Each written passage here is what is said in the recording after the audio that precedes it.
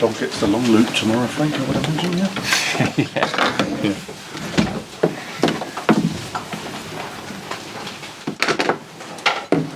Okay, away we go, Rob. Frank, it's been a while coming, but I'm sure it's a big relief to get the win. I guess even more important after the Arsenal performance to show a bit of reaction. It did look a bit nervous at times, but the important thing was they did deliver for you, didn't they? Yeah. I think the Arsenal first half wasn't good enough. I said that. There's no point in harping on about that. The second half reaction was better. So in the days between games, we can't work much, but we can talk and have meetings and talk to players individually. And today was a nice small step forward. I think we controlled a lot of the game. Bournemouth will always give you some problems here. They're a good team with top end of the pitch, playing through quickly. Got a lot of energy in their team. Set pieces, they're dangerous, so you never feel safe at 1-0. But I think we controlled it a lot. And maybe a little bit of a sign of us controlling the first half without the killer instinct. Like we're running inside their box a lot in the first half. We had a lot of overloads on the side of the pitch. And as this team develops, or as we add to the squad, I think you have to be more killers at the top end of the pitch. If you look at the top half of the table, that's what you'll see all across it. At the moment, we haven't got that, but you saw nice individual performances today in a positive direction. Just asking about your changes, and you brought on Sterling and Ziyech. It seemed like from the Chelsea end they both got booed, but they both delivered really important assists today, just on the atmosphere from the fans there. I don't know if they've got a right to say what they want, obviously, but for what they actually delivered on the pitch. Well, our fans were fantastic today, so I personally appreciate their support. I appreciate we had a moment on the end of the pitch where everyone feels good for a day. I think that's important to build a connection between players and fans. And in terms of the subs themselves, I think all the subs that we made impact. In terms of Ruben and Raheem coming on that bit earlier, I think Ruben gave us a bit of physical presence and calmness on the ball, and Raheem, as you say, was involved in the goals. Aspie comes on and gives us leadership, and Hakeem came on and was an assist and played really well. So I think opinion can always change in a period, but they're two players. If you talk about Hakeem and Raheem, that want to do well. They want to do well as football players, and they've got big talent, both of them. So, sometimes if it's form, and there's been a lot of form that's maybe underperformance at times this year, it's very much temporary, and I think their class is permanent, and I'm pleased for them for having some impact today when they come on. Hello. Hi, Frank. We've spoken a lot in recent weeks, probably too much, about the flat atmosphere in the dressing room after games.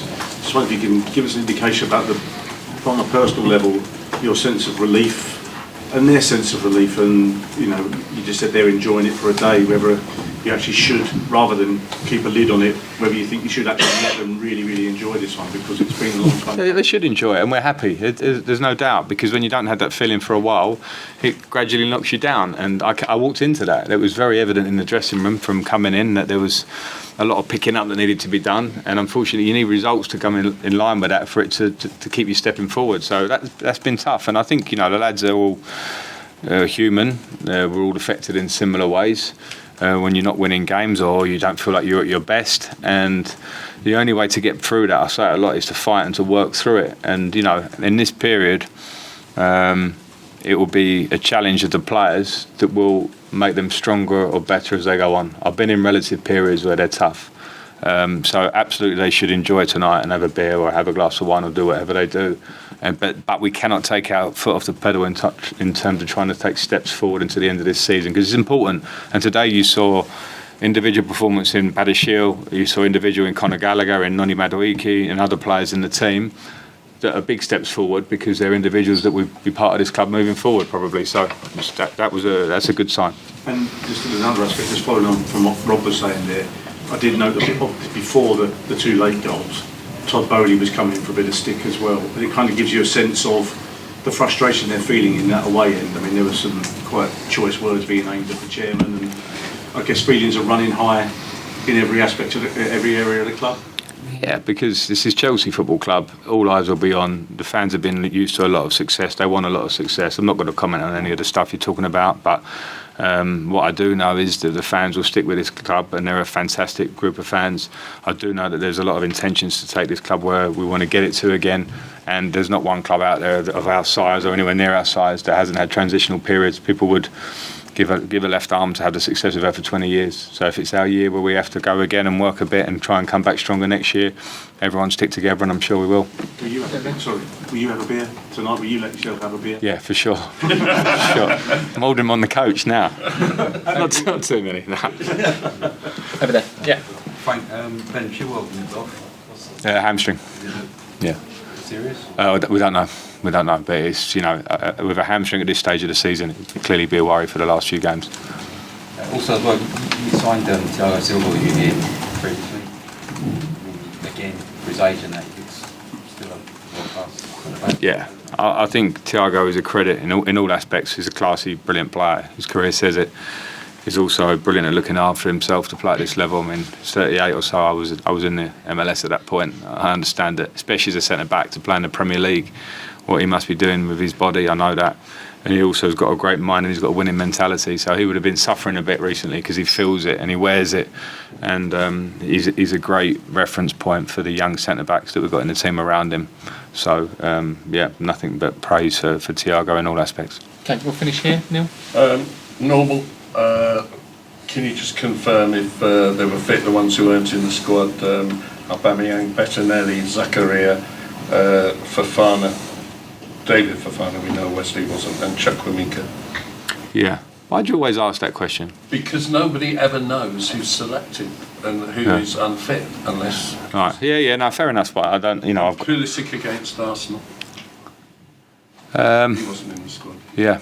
He was fit. Yeah, unfortunately, Spike, I have to leave players at home for the size of the squad, so that is a tough part of the job, to be fair. And now, I mean, on today's evidence, Chalobah at right back, Badiashile at centre back, Madueke, Mudryk, Conor Gallagher, all 23 or younger, all giving performances that were highly respectable.